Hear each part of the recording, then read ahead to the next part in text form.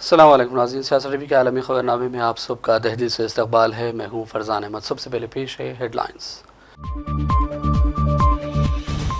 اسرائیل کی جانب سے فلسطین پر بدترین حملوں کا سلسلہ جاری، 24 گھنٹوں میں غزہ پر وحشیانہ بمباری، 61 فلسطینی شہید، 31 دیگر شدید زخمی۔ غزہ کے ہسپتالوں میں بنیادی سہولتیں نہیں، ایندھن کی عدم فراہمی اور اسرائیل کی جانب سے امدادی کاموں میں رکاوٹ، سینکڑوں افراد کی زندگی خطرات سے دوچار۔ لبنان کے جنوبی علاقے پر قابض اسرائیل کا فضائی حملہ، ایک شہری شہید، 5 افراد شدید زخمی۔ قطر میں امریکہ کے زیر استعمال العدید اڈے پر ایرانی حملے کی تصاویر جاری، امریکی محکمہ دفاع پینٹاگون نے نقصان کی کر دی تصدیق۔ اور حادثے کا شکار ایئر انڈیا کے طیارے کے پرواز کے بعد دونوں انجن بند ہو گئے تھے، پائلٹ نے کہا میں نے ایسا نہیں کیا، حادثے کی ابتدائی رپورٹ میں انکشاف۔ ہیڈ لائنز آپ نے دیکھی اور پیش خبروں کی تفصیلات شروعات کریں گے بڑی خبروں سے۔ فلسطین کے مظلوم عوام پر قابض اسرائیل کے مسلسل اور بے رحم درندگی رکنے کا نام نہیں لے رہی ہے۔ تازہ حملوں میں 24 گھنٹوں کے دوران غزہ پر وحشیانہ بمباری کے نتیجے میں 61 فلسطینی شہید ہو گئے، جبکہ 31 دیگر شدید زخمی ہوئے ہیں۔ فلسطینی وزارت صحت نے کہا کہ شہداء میں وہ محنت کش بھی شامل ہیں جو صرف اپنے بچوں کا پیٹ پالنے کے لیے رزق کی تلاش میں نکلے تھے۔ ان مظلوموں میں سے 6 شہداء کے جزد قاقی ہسپتالوں کو پہنچائے گئے اور 20 سے زیادہ شدید زخمیوں کا علاج جاری ہے۔ سرا ظالم اسرائیل کے حملوں میں امداد کے حصول کے دوران شہید ہونے والوں کی مجموعی تعداد بڑھ کر 788 ہو گئی، جبکہ زخمیوں کی تعداد 5199 ہوئی ہے۔ وزارت صحت نے کہا کہ ابھی کئی شہداء ملبے تلے دبے ہوئے ہیں اور متعدد لاشیں سڑکوں پر پڑی ہیں، لیکن ظالم اسرائیل کی رکاوٹوں کی وجہ سے ان تک پہنچنا مشکل ہو گیا۔ غزہ کے ہسپتال تباہی اور بربادی کی تصویر بن گئے، کئی ہسپتالوں میں بنیادی سہولتیں نہیں ہیں، ایندھن کی عدم فراہمی اور اسرائیل کی جانب سے امدادی کاموں میں رکاوٹ کی وجہ سے سینکڑوں افراد کی زندگیاں خطرات سے دوچار ہیں۔ پیش ہے تفصیلات۔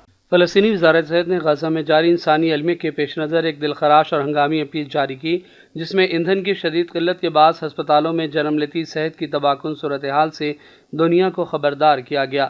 وزارت صحت نے کہا کہ بجلی پیدا کرنے والے جنریٹرز اور ایمبولینس گاڑیوں کے لیے درکار ایندھن کی قلت ایک ایسی ہولناک انسانی تباہی کو جنم دے رہی ہے جو ہر گزرتے لمحے کے ساتھ مریضوں کو موت کے قریب تر کرتی جا رہی ہے۔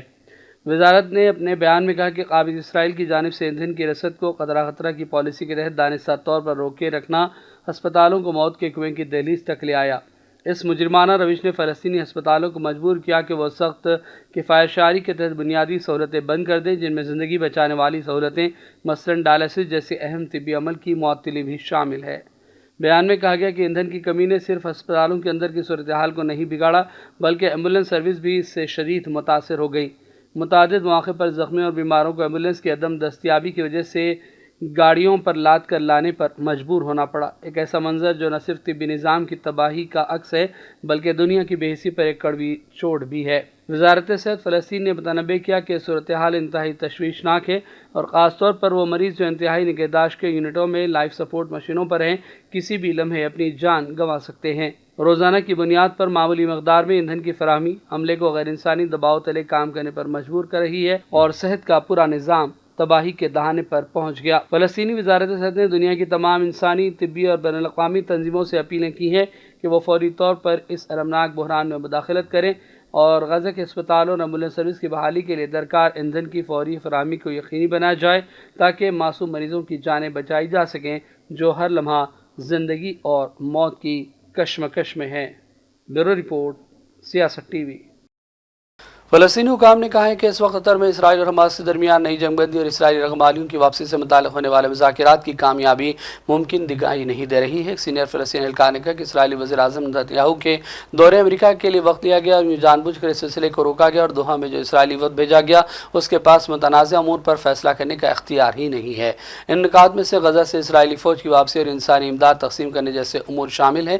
گزشتہ اتوار سے اسرائیل اور حماس کے وفود نے دوحہ میں الگ الگ مقامات پر بالواسطہ مذاکرات مذاکرات کے 8 ادوار میں شرکت کی۔ قطر کے وزیر اعظم شیخ محمد بن عبد الرحمن الثانی اور مصری انٹیلیجنس کے اعلی حکام نے معاونت فراہم کی اور امریکی قاصد بھی مذاکرات کا حصہ بنے۔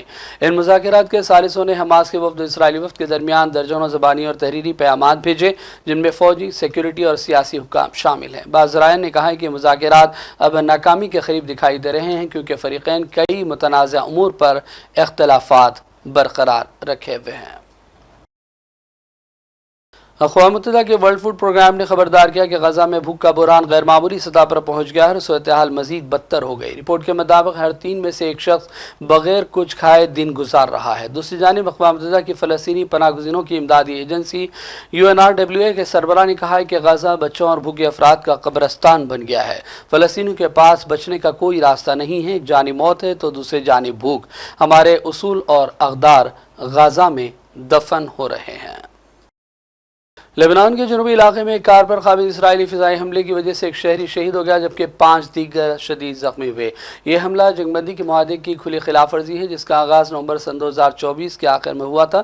ایک اسرائیلی ڈرون نے سڑک پر چلتی ہوئی گاڑی کو نشانہ بنایا۔ حملے میں ایک کے بعد دیگر 4 میزائل داغے گئے جنہوں نے ایک عام شہری کی گاڑی کو خاکستر کر دیا۔ لبنانی وزارت صحت نے بیان جاری کرتے ہوئے تصدیق کی کہ اسرائیلی حملے میں ایک شہری کی شہادت ہوئی ہے۔ تاہم زخمیوں کی حالت کی تفصیلات نہیں بتائی گئی۔ شہداء اور زخمیوں کی شناخت حال لبنانی سرکاری ذرائع سے ظاہر نہیں کی گئی ہے۔ قابض اسرائیل نہ صرف جنگ بندی کی خلاف ورزیاں کر رہا ہے بلکہ لبنان کے جنوبی علاقوں میں 5 اہم پہاڑی چوٹیوں سمیت کئی علاقوں پر اب بھی قابض ہے جن پر وہ حالیہ جنگ میں قابض ہوا تھا۔ امریکی دفاعی محکمہ پینٹاگون نے تصدیق کی کہ ایران کے بیلسٹک میزائل نے العدید اڈے پر امریکہ کے مواصلاتی حصے کو نشانہ بنایا۔ ایران نے 23 جون کو قطر میں امریکی اڈے پر حملہ کیا تھا۔ امریکی صدر ٹرمپ نے کہا تھا کہ ایران نے حملے کا اشارہ دیا تھا جس کی وجہ سے امریکہ اور قطر کو ایئر بیس خالی کرنے کا موقع مل گیا۔ پیش ہے اس حوالے سے سیاست ٹی وی کی یہ رپورٹ۔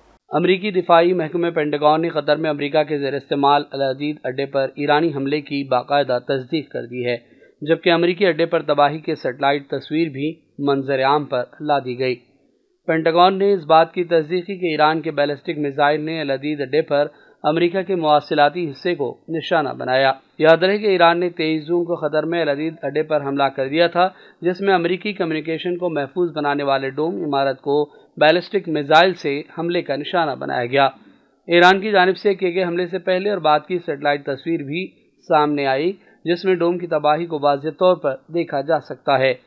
قطر کی جانب سے اس حوالے سے بھی کوئی رد عمل ظاہر نہیں کیا گیا، تاہم غیر ملکی میڈیا کا کہنا ہے کہ مواصلاتی ڈوم پر حملے کی وجہ سے ایران کو امریکی حملے کا بھرپور جواب دینے کا موقع مل گیا اور پھر ایران اور اسرائیل کی 12 روزہ جنگ میں سیز فائر بھی ہوئی۔ ایران کے حملے کے حوالے سے امریکہ کے صدر ڈونلڈ ٹرمپ نے کہا تھا کہ ایران نے پہلے ہی حملے کا اشارہ دے دیا تھا جس کی وجہ سے امریکہ اور قطر کو ایئر بیس خالی کرنے کا موقع مل گیا، جس کی وجہ سے کسی بھی جانی نقصان کی اب تک کوئی تصدیق نہیں کی گئی ہے۔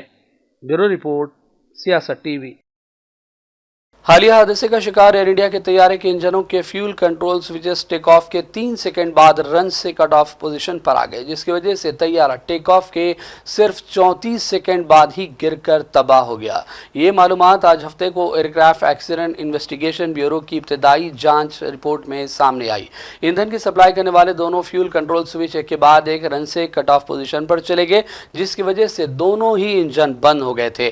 تحقیقاتی رپورٹ کے مطابق کاکپٹ وائس ریکارڈر میں ایک پائلٹ کو دوسرے سے پوچھتے ہوئے سنا گیا کہ اس نے ایندھن کیوں بند کیا، جس پر دوسرے پائلٹ نے جواب دیا کہ اس نے ایسا نہیں کیا ہے۔ کاکپٹ کی آواز کی ریکارڈنگ پائلٹوں کے درمیان الجھن کو صاف ظاہر کرتی ہے۔ ایویشن کے ماہر سنت کول نے میڈیا سے بات چیت میں اس حوالے سے روشنی ڈالی۔ Able to read clearly, but it appears that the fuel was cut off on takeoff. So whatever fuel the engine had, it was able to take off. Now the voice recorder, the black box, in that it says that the commander is asking the co-pilot, have you turned off the switch? He said, no, I have not. So obviously neither the commander nor the co-pilot has turned off the switch which is there. How come it was turned off, which it seemed the commander noticed? Now this is obviously some fault within the aircraft that it got turned off automatically. We don't know. All I am saying is that from whatever I know and read from the report, that it was neither based on the seat of the pilot going slipping down, nor on the contamination or a bird hit or any other thing. It was a sheer case that the engine was not getting fuel because the switches to both the engines were switched off, and they were not switched off either by the commander or by the co-pilot. Now, in Boeing, this is not the first time. Earlier, when Boeing 737 MAX, there were two instances of that new plane which after takeoff again went down and crashed and people died. In both these cases, it finally came out that the changes were made in the MAX variety of the 737, and training was not given to the pilot. Pilots were not aware of how to handle this situation, and Boeing deliberately did not give the training because training costs money and they have to bear the cost. So they wanted to save money. There have been whistleblowers also in the Boeing, who worked in Boeing company, who said that Boeing is trying to save money on manufacturing, on safety aspects. There has been US congressional hearing on this subject, long hearings. They have called the CEO, they have cross-examined him in a bad way. It appears that from the report, from the little bit of the report I've been able to see, that there was no other reason for the aircraft to go down but the manufacturing part. The engine itself switched off accidentally. America के सदर Donald Trump और खातून अव्वल Melania Trump ने सैलाब से हुए नुकसानात का जायजा लेने के लिए वस्ती टेक्सास का दौरा किया। हालिया सैलाब में कम से कम 120 अफराद की हलाकत हुई जबकि दर्जनों लापता हैं। सर्वे के बाद अमेरिकी खातून अव्वल ने तबाहकुन सैलाब में जानी नुकसान पर दुख का इजहार किया और कहा कि उनकी हमदर्दी और तमाम वालिदैन के साथ है जिन्होंने अपने नौजवान रूहों को खोया है। हम सब की जानिब से हर उस शख्स से गहरी हमदर्दी है जिसने अपने प्यारों को खोया। हम आपके साथ गमज़दा हैं, कौम गमज़दा है। ट्रंप ने तूफ़ान से मुतासरा टेक्सास का एक हफ्ते बाद दौरा किया और बहाली के कामों में मदद का यकीन दिलाया, लेकिन ट्रंप को ताख़ीर से दौरा करने पर शदीद तनकीदों का भी सामना है। Beautiful young souls, deepest sympathy from all of us, to the community, to everybody who lost a loved one. We are grieving with you. Our nation is grieving with you. We just met with the wonderful families. We pray with them, we hug, we hold hands. They share the stories, and I met beautiful young ladies.